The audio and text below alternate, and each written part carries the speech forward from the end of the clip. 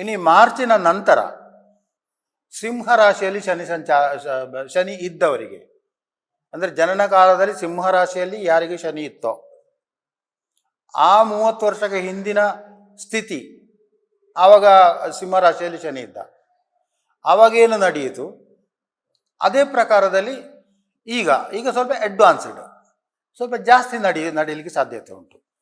ಇನ್ನು ಮನುಷ್ಯನ ವಿಚಾರಕ್ಕಾಗುವಾಗ ಸಿಂಹ ರಾಶಿಯಲ್ಲಿ ಶನಿ ಇರುವಾಗ ಜನಿಸಿದವರಿಗೆ ಅವರಿಗೆ ತೊಂದರೆಗಳನ್ನು ನಾವು ಹೇಳಬೇಕಾಗ್ತದೆ.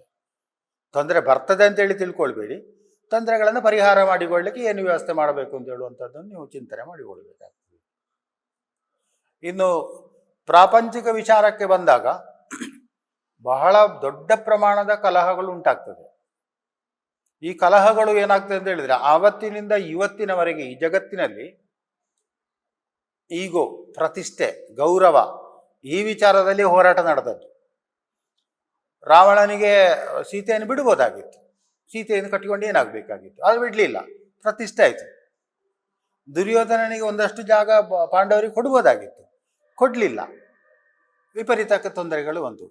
ಈಗ ಮಧ್ಯ ಏಷ್ಯಾದಲ್ಲಿ ನಡೆಯುವಂತಹ ಕಲಹಗಳು ಹೊಂದಾಣಿಕೆ ಮಾಡಿಕೊಳ್ಬಾರದು ಏನಿಲ್ಲ, ಆದರೆ ನಾವು ಸೋತಾಗ ಆಗ್ತೇವಲ್ಲ, ನಮಗೆ ಹಿನ್ನಡೆ ಆಯ್ತಲ್ಲ ಅಂತ ಹೇಳುವಂಥ ಚಿಂತನೆ. ಇದರ ಪರಿಣಾಮವಾಗಿ ಇಡೀ ಪ್ರಪಂಚಕ್ಕೆ ದೊಡ್ಡದಾದೊಂದು ಮಾರಕ.